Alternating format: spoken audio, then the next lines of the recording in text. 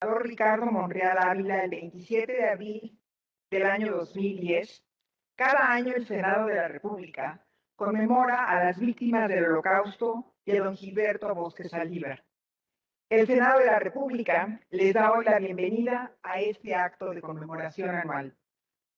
Preside esta ceremonia el senador Ricardo Monreal Ávila, presidente de la Junta de Coordinación del Senado de la República.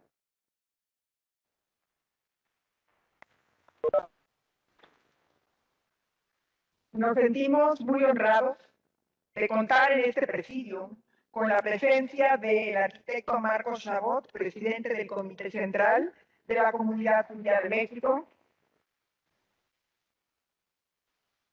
el excelentísimo señor Vital, embajador extraordinario, plenipotenciario del Estado de Israel en México,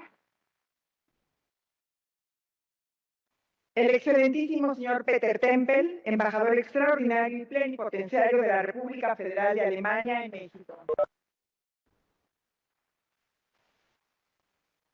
El excelentísimo señor Maciej Schieder, embajador extraordinario y plenipotenciario de la República de Polonia en México.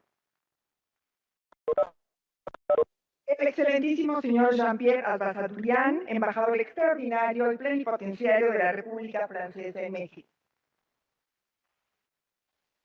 El señor Gilberto Bosques Tischler, representante de la familia Bosques.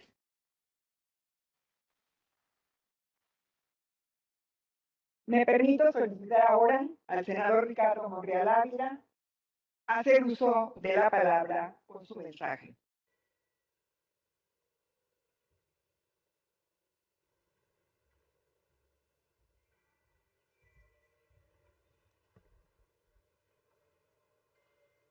Muchas gracias.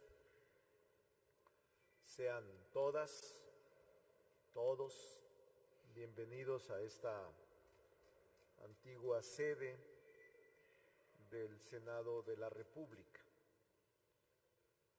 Saludo en primer término a la presidenta de la mesa directiva, la senadora Olga Sánchez Cordero. Bienvenida. Saludo afectuosamente al arquitecto Marco Chabot, presidente del Comité Central de la Comunidad Judía en México.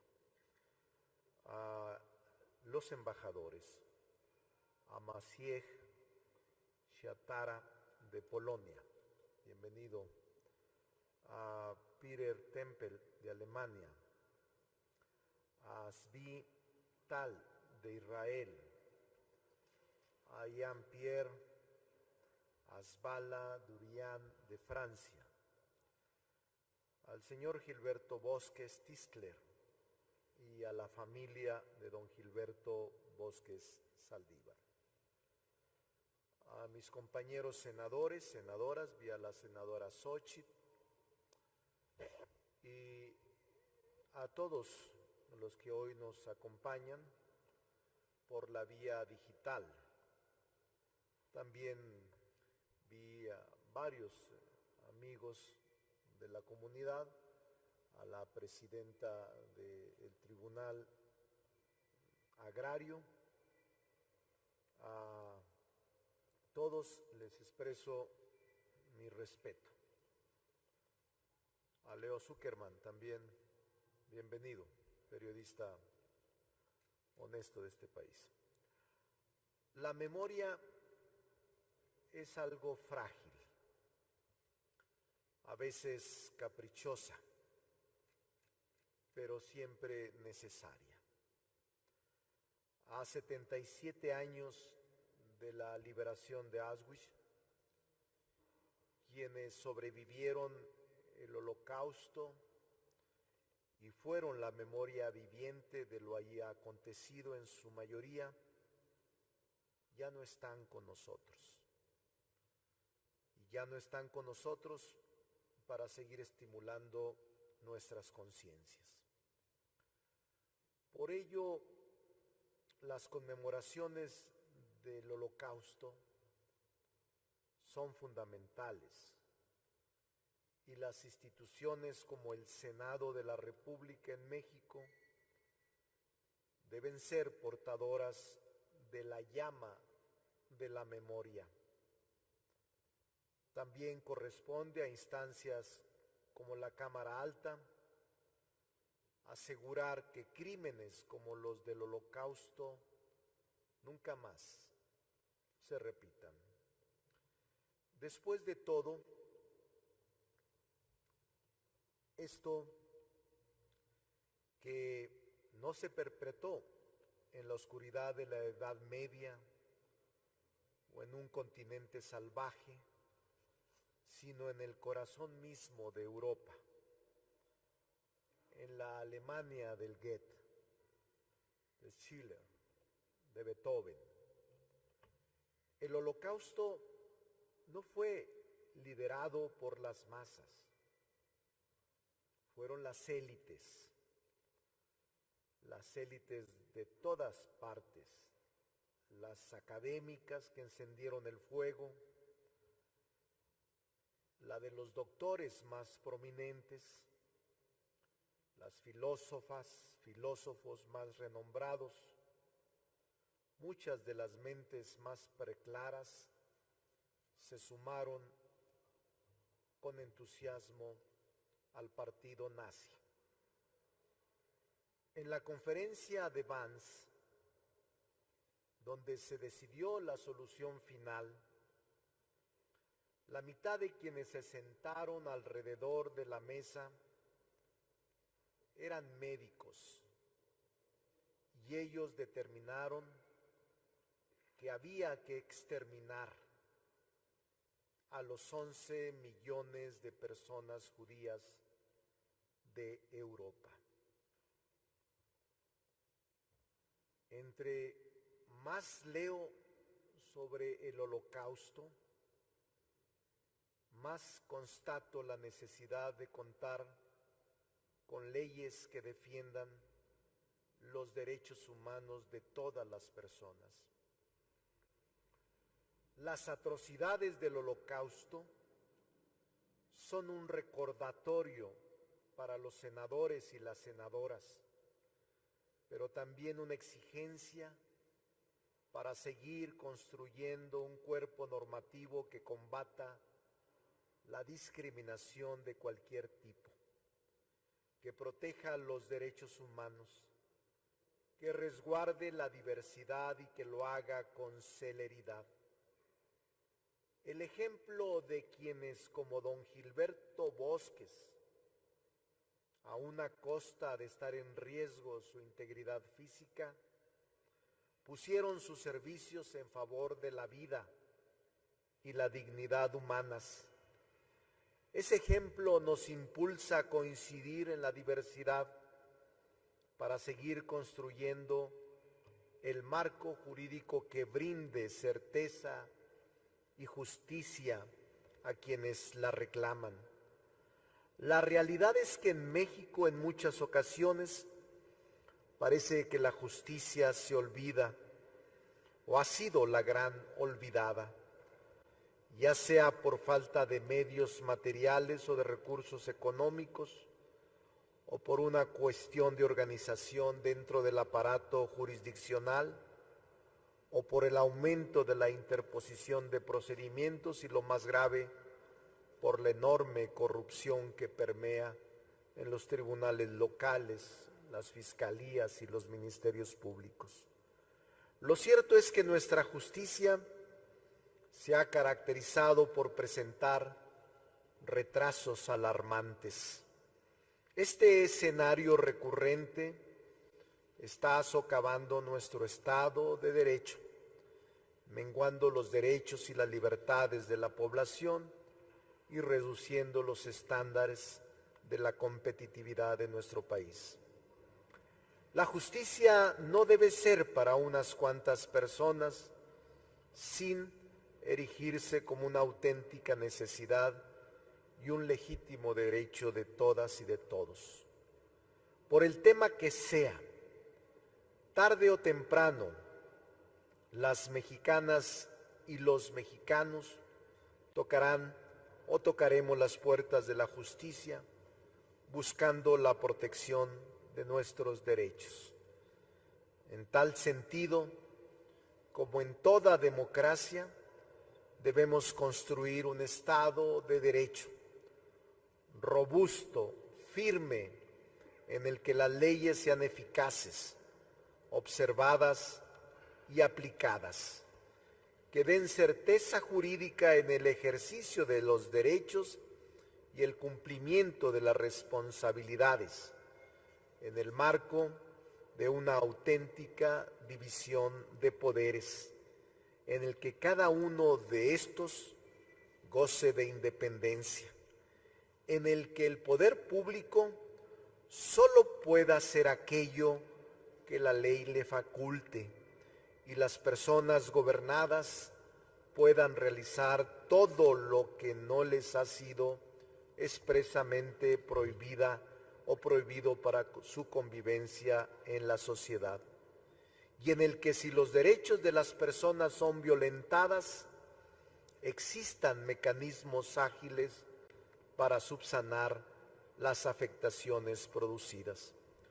Un Estado de derecho sólido es el que la justicia jamás supedita a la política, y menos a caprichos y odios personales de caciques locales. Resulta difícil de aceptar que a 77 años del Holocausto el antisemitismo y otras ideologías xenófobas estén reviviendo en el mundo.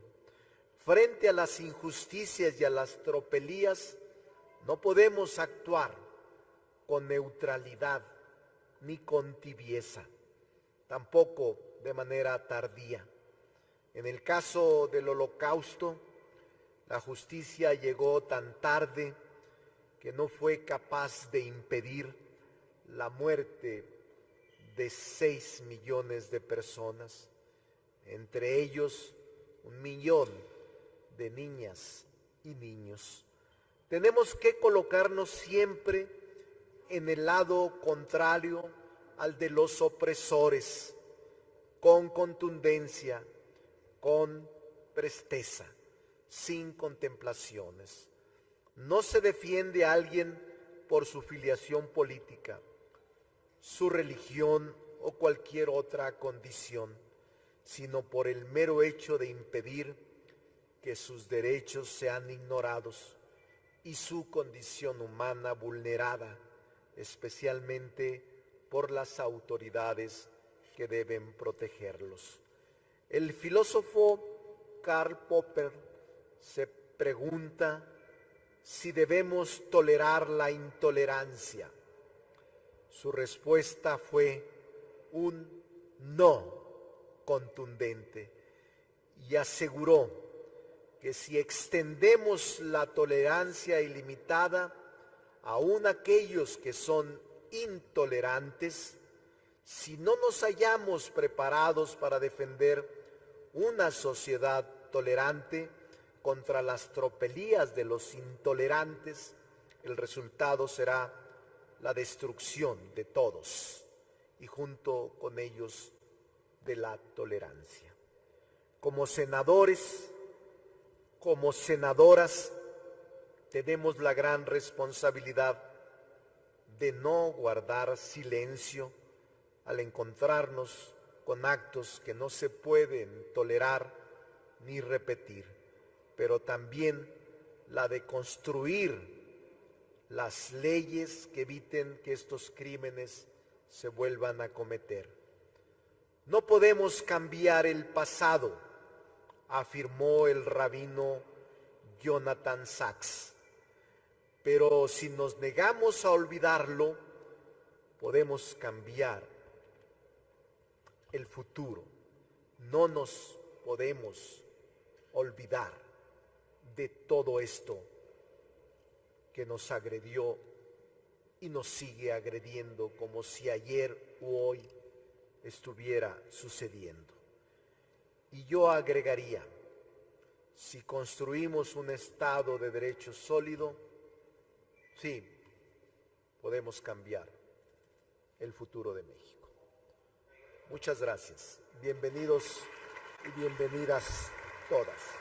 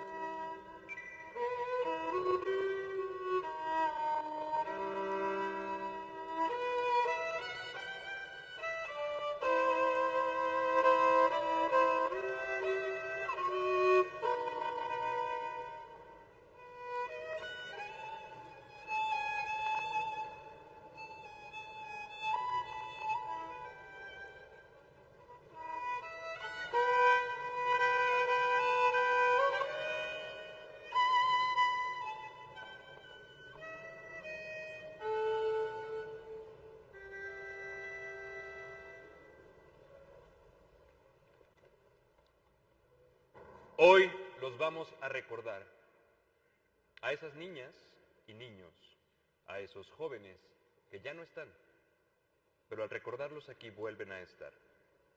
Hoy vamos a recordar a las generaciones perdidas en el Holocausto, los que fueron y no pudieron ser. Niñas y niños, como tantos otros, que jugaban con otros chicos, que iban a la escuela, con intereses y pasatiempos, con padres que los abrazaban y apoyaban. Jóvenes que en Polonia, Alemania, los Países Bajos, Hungría o Lituania disfrutaban de una infancia normal, sin preocupaciones, antes de la Segunda Guerra Mundial.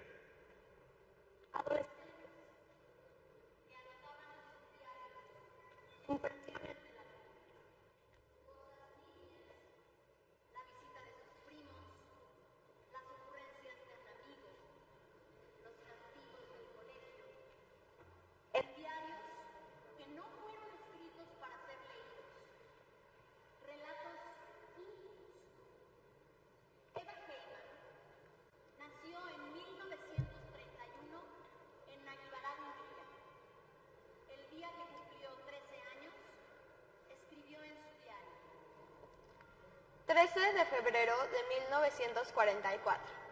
Querido diario, hoy cumplo 13 años. Nací un viernes 13. De mi abuelito recibí un disco para fonógrafos, de los que me gustan. Los compró para que yo aprendiera las letras de las canciones en francés.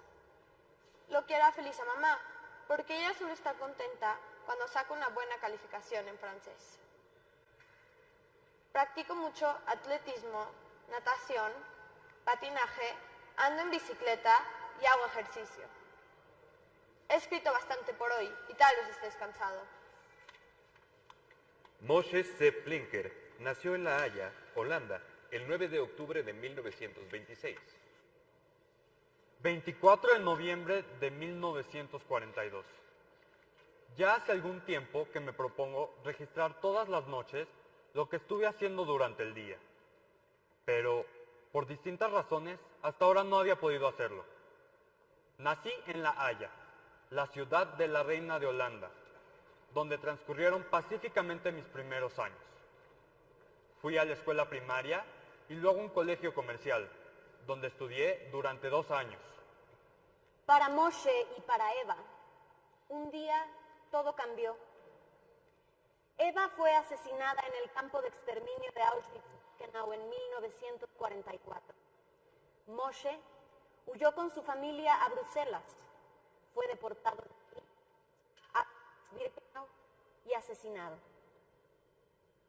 Entre 1939 y 1945, 1,5 millones de niñas, niños y adolescentes fueron asesinados por los nazis y sus colaboradores. 1 millón de ellos eran judíos. Decenas de miles eran gitanos. Niñas, niños y jóvenes alemanes con discapacidades físicas y mentales. Niñas, niños y jóvenes polacos. Niñas, niños y jóvenes que vivían en la Unión Soviética ocupada. Todos ellos fueron considerados por la ideología racial nacionalsocialista como indignos de vivir. Lo que muchos nos preguntamos es cómo es que los oficiales de los guetos y campos de exterminio, que en muchas ocasiones eran padres de familia, cómo es que después de enviar a la muerte a miles de madres, niñas y niños, cómo podían irse tan livianos a sus casas donde los esperaban sus mujeres y sus hijas e hijos, cómo podían ser asesinos y a la vez padres amorosos. De algunas de las niñas, niños y jóvenes que murieron en el Holocausto, se conserva un poema, un dibujo, un diario. De muchos otros, solo se conserva el registro de sus nombres en los libros en los que los nazis y sus colaboradores los anotaban minuciosamente. A través de los escritos que sobrevivieron la guerra, de sus dibujos, de sus poemas, podemos seguir paso a paso cómo sus vidas se interrumpieron a partir de la ocupación nazi. David Sierakowiak, de Lodz, Polonia, vivió así el momento. 19 de marzo de 1944. Querido diario, eres el más afortunado del mundo, porque no puedes sentir, no puedes saber qué cosa tan terrible nos ha sucedido. Han llegado los alemanes. Cuando los nazis ocuparon Vilna, hoy capital de Lituania, Itzhak Rudashevsky tenía 14 años. Junio de 1941, el lunes, fue también un día inquietante. Pasan de continuo hacia Lipovke vehículos atestados de soldados del Ejército Rojo. También los residentes escapan. La gente dice con desesperación que el Ejército Rojo nos abandona. Los alemanes marchan sobre Vilna. Se aproxima la noche de ese día de desesperación. Los coches con soldados pasan fugazmente. Me doy cuenta de que nos abandonan, pero estoy seguro de que habrá resistencia. Aunque veo retirarse el ejército, estoy convencido de que volverá victorioso. Muchos, al igual que Itzhak, tenían esperanzas que la guerra terminara pronto, pero apenas entraban los nazis, iniciaba la persecución de la población judía local. Y empezaban los decretos. Con cada decreto, la realidad se hacía más negra. Los jóvenes tuvieron que interrumpir sus estudios, sus padres fueron excluidos de las instituciones públicas, perdieron sus trabajos. Muchos quedaron en la indigencia. David Sierakowiak escribió esto el 3 de octubre de 1939, cuando tenía 15 años. Mi padre no tiene trabajo y simplemente se asfixia en casa. No tenemos dinero. Es una calamidad, un desastre. Y Eva Heyman, a sus 13 años, nos narra en su diario. 7 de abril de 1944. Hoy vinieron por mi bicicleta y yo hice un gran drama. Ya sabes, querido diario, tuve mucho miedo por el sol. Policías entraron en mi casa. Sé que donde quiera que vayan, solo traen... Así que, querido diario, me cerré a la rueda trasera de la bicicleta. Les grité de cosas. Quitarle la bicicleta a una niña. Eso es robar. Uno de los policías está... Lo único que falta es que una niña judía haga semejante escándalo cuando le quitan la bicicleta. A los chicos judíos ya no se les permite tener bicicleta. Ya sin su bicicleta, Eva caminaba 1 hora y media cada día para llegar a la escuela. Además, todos los judíos, adultos y niños, debían portar una estrella amarilla sobre su ropa. Itzhak Rudashevsky describió así a sus 14 años la impotencia de llevar ese estigma racial que segregaba a los judíos de la sociedad y los convertía en blanco fácil de la brutalidad. 8 de julio de 1941. Promulgaron un decreto que establece que la población judía de Vilna debe usar adelante y atrás un círculo amarillo con la letra J en su interior. Amanece, miro por la ventana y veo a los primeros judíos de Vilna que llevan sus distintivos. Es muy doloroso ver cómo la gente se queda mirándolos. Siento como si el enorme pedazo de tela amarilla sobre sus hombros me quemara. Por mucho tiempo no pude ponérmelo. Me pesaba como una joroba. Estoy avergonzada de nuestra impotencia. Me causa dolor pensar que no hay salida. El siguiente paso en la persecución a los judíos fue el encierro en guetos. Se les obligó a abandonar sus hogares y pertenencias y a internarse en áreas designadas, confinados y apiñados como prisioneros. Y de ahí siguió la deportación a los campos de concentración y de exterminio. Itzhak Rudashevsky describe la expulsión al gueto. Es el 6 de septiembre de 1941. El día amaneció hermoso y soleado. Las calles han sido cerradas por los lituanos. Se está creando un gueto para los judíos de Vilna. La gente está haciendo las maletas en la casa. Veo el desorden en la que está la nuestra, los bultos por todos lados y las personas perplejas y desesperadas. Miro cómo están desparramadas las cosas que yo usaba y que eran importantes para mí. El pequeño grupo de judíos de las viviendas que rodean el patio empieza a arrastrar los bultos hacia la puerta. De pronto, todo a mi alrededor comienza a llorar. Todo llora. La calle por la que desfilan los judíos con sus envoltorios. No pienso en nada, ni en lo que estoy perdiendo, ni en lo que acabo de perder, ni en lo que me espera. Solo siento una inmensa fatiga, y un insulto, y un dolor quemantes en mi interior. Llegamos a las puertas del gueto. Siento que me han robado, que me están robando la libertad, el hogar, y las calles de Vilna que me son tan familiares y que amo tanto.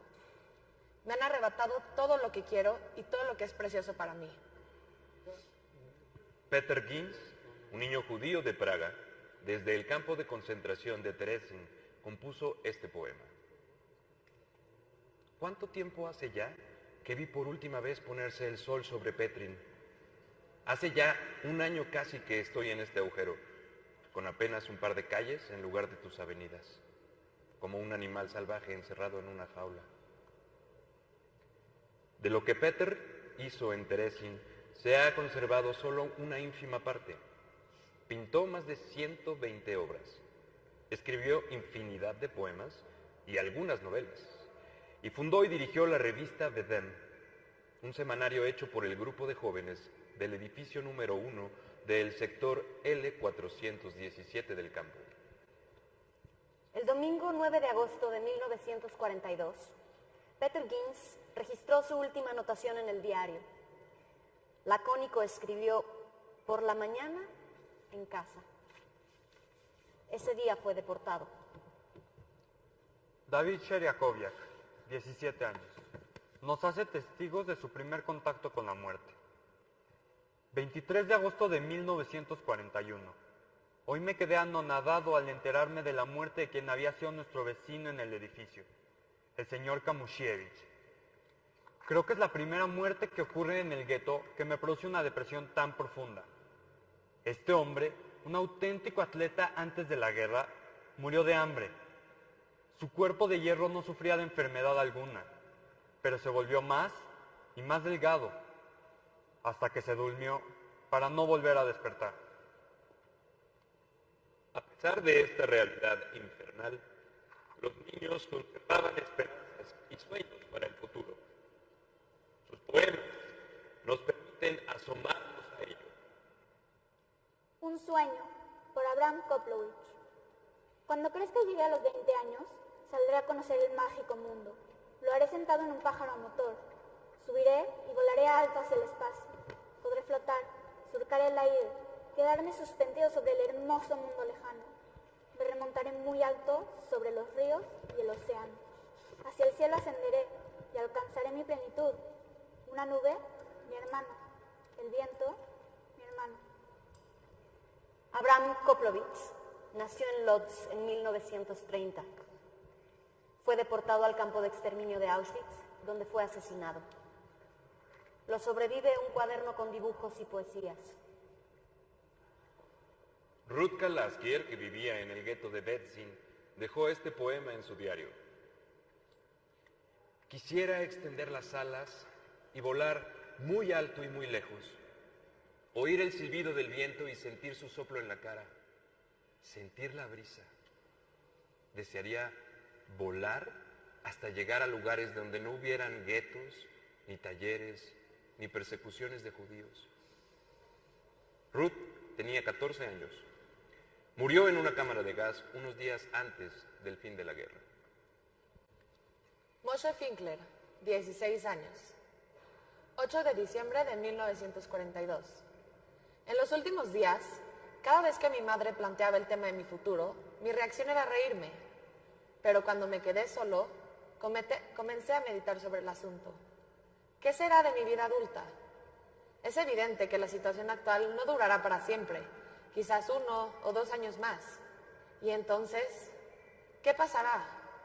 Algún día tendré que ganarme la vida. Después de mucho pensar, he decidido ser estadista.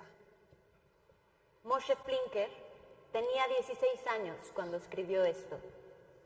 El 7 de abril de 1944, tras ser delatada en Bélgica a la Gestapo, la familia Flinker fue arrestada y enviada al campo de exterminio de Auschwitz-Birkenau, donde Moshe y sus padres perecieron. Eva Heyman escribió el 30 de mayo de 1944. Querido diario, no quiero morir. Quiero vivir, aunque yo sea la única persona que quede aquí. Esperaría el fin de la guerra, en algún sótano, o en el tejado, o en algún otro escondite, con tal de que no me mataran, que me dejasen vivir. No puedo escribir más, querido diario, me saltan las lágrimas. Corro a ver a mi nana Marisca. Al terminar la guerra, muchos se dieron cuenta de las ausencias, de quienes habían sido sus vecinos, sus amigos, sus compañeros de juego, sus compañeros de pupitre. No habían regresado, no regresarían más.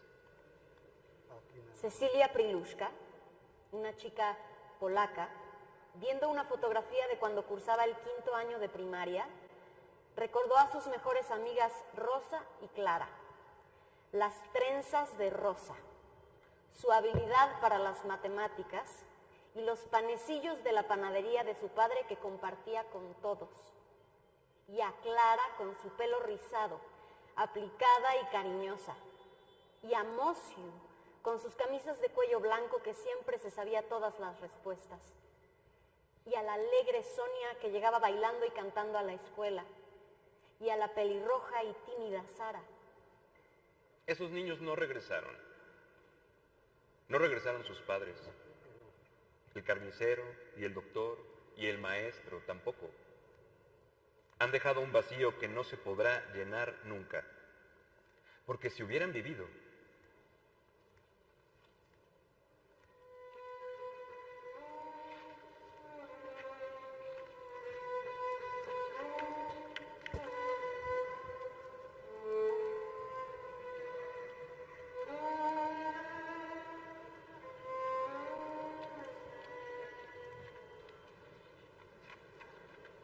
Si Peter Ginz de Praga hubiera vivido, habría concluido las 5 novelas que empezó a escribir en el campo de Terezín.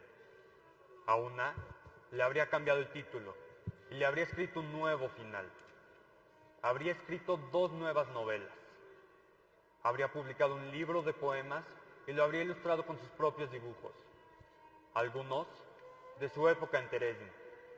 Y Peter le habría regalado a su hija mayor la pluma con incrustaciones que le regaló su abuela y con la cual escribió su diario.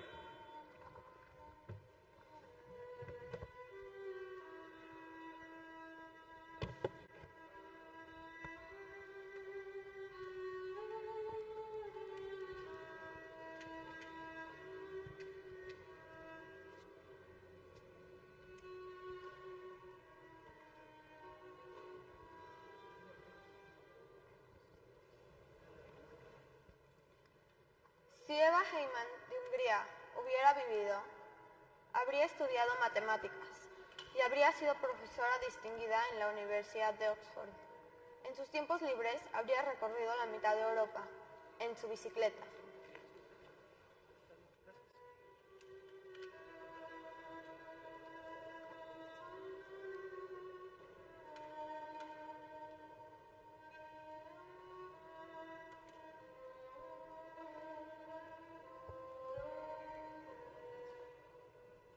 Si Moshe Flinker, de La Haya, Holanda, hubiera vivido, habría estudiado en la Escuela de Ciencias Políticas de París, donde un famoso político le habría echado el ojo para llevarlo a trabajar con él.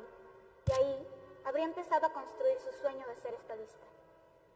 Habría llegado a ser el ministro en el gobierno de Charles de Gaulle y le habría contado a su primera nieta que los sueños se hacen realidad.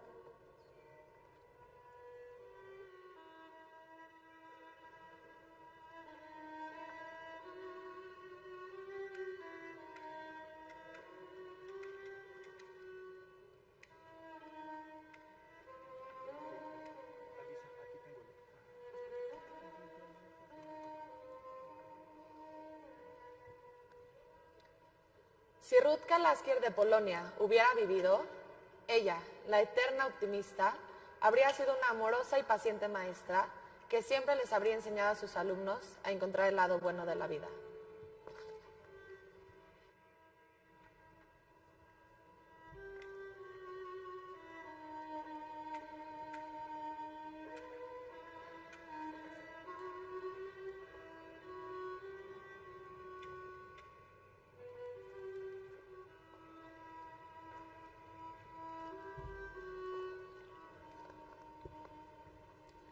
Y si Abraham Koplowitz de Lodz, Polonia, hubiera vivido, habría llegado a ser un gran poeta y habría citado en su antología aquel primer poema suyo, que dice: cuando crezca y llegue a los 20 años, saldré a conocer el mágico mundo. Lo haré sentado en un pájaro en motor. Subiré y volaré alto hacia el espacio.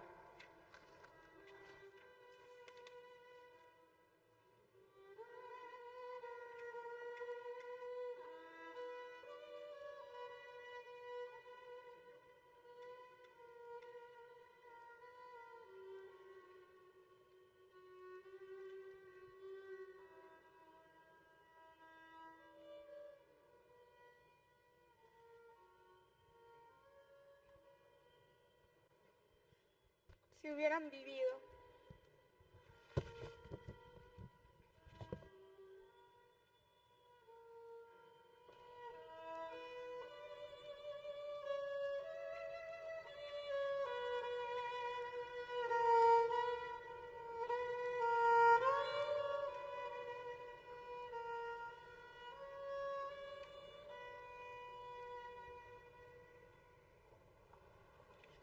Pero no vivieron porque el mundo fue indiferente. El mundo los abandonó. Los grandes líderes del mundo sabían lo que estaba pasando en Europa y nadie hizo nada. ¿Hemos aprendido algo de esta terrible tragedia? Porque hoy todos los días en la televisión, en los periódicos, vemos caras de niñas y niños que reflejan angustia, de niñas y niños refugiados, migrantes, víctimas de guerras, de hambrunas. Elie Wiesel, el joven sobreviviente del Holocausto, el hombre que luchó a lo largo de su vida por señalar la complacencia del mundo frente a la tragedia, el hombre que siempre supo que el Holocausto no podía definirse, que no podemos ni debemos apaciguar nuestras almas frente a la magnitud del Holocausto, ni frente a las tragedias que siguen sucediendo. Él, Elie Wiesel, definió puntualmente la indiferencia. Se refirió a la indiferencia como un pecado. Es tanto más fácil, dijo, no ver a las víctimas, evitar que su sufrimiento turbe nuestra vida cotidiana. ¿Es tan complicado involucrarse en el dolor y la desesperación del otro? Con la indiferencia reducimos al otro a una mera abstracción. Y así nos es más fácil vivir. La indiferencia frente al sufrimiento nos vuelve inhumanos. La indiferencia es más peligrosa que el enojo o el odio, porque nos deja desarmados para denunciar, para protestar, para actuar, para oponernos, para luchar, para cambiar. La indiferencia siempre se hermana con el enemigo, beneficia al agresor y a la víctima la deja indefensa, sola, abandonada. No haberles respondido a los niños y niñas del Holocausto frente a su drama, no haber aliviado su soledad y abandono ofreciéndoles un poco de esperanza, fue equivalente a expulsarlos, exiliarlos de la memoria humana. Por eso, las niñas, niños y jóvenes de los guetos, de los campos de concentración y de los campos de exterminio deben permanecer en nuestra memoria. Y por eso no podemos voltear hacia otro lado para no ver a las niñas, los niños y los jóvenes que hoy siguen sufriendo guerras, hambrunas, abandono, maltrato, a los que perecen en una barcaza tratando de alcanzar otra tierra firme, o en un tráiler lleno de migrantes. No podemos, no debemos exiliarlos de nuestra memoria. A ellos, Ilana, Ariela y Yael dedican este poema. Me siento como una hormiga en un mundo de gigantes. Soy vulnerable en mi impotencia. Han callado mi voz. En sus oídos no tienen importancia. No importan mis suplicios. Ante sus ojos no soy amiga, no soy hermana, no soy niña. Ante sus ojos no soy nadie, no soy nada. No podemos, no debemos exiliarlos de nuestra memoria. A ellos, Ari Litvak dedica el himno de los partisanos.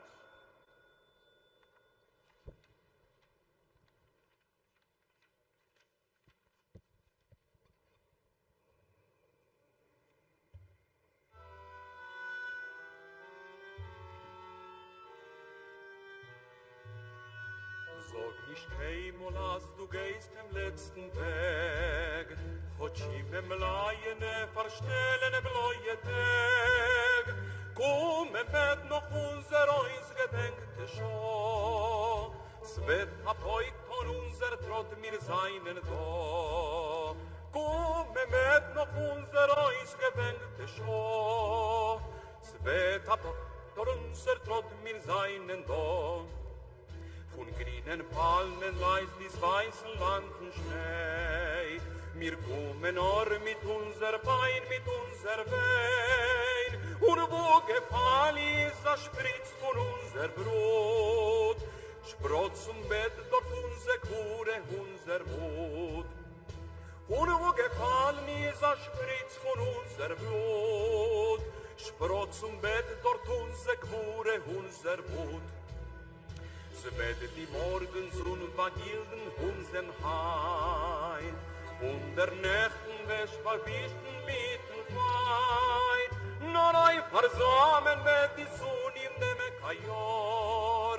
Wie a Parol soll's gehen, das Lied von Dor zu Dor. Nur ein versammeln wird die Sonne in dem Kajor. Wie a Parol soll's gehen, das Lied von Dor zu Dor. Das Lied geschrieben ist mit Blut und nicht mit Blei. Es ist nicht kein Lied von a Feugeläufer frei. Das hat a volle Zwischenfallen die gewähnt. Das Lied gesungen wie Naganes in die Fen. Das hat a volle Zwischenfallen die gewähnt. Das Lied gesungen mit Naganes in die Fen. Da sag ich keinmal, als du gehst im letzten Weg, hot schim im Leine verstellen bläue Tag. Komm, wird noch unser Eins gedenkt schon, es wird ab heut an unser Trott mir seinen da. Komm, wird noch unser Eins gedenkt schon, es wird apoiton unsere Trade mir seinen Adam.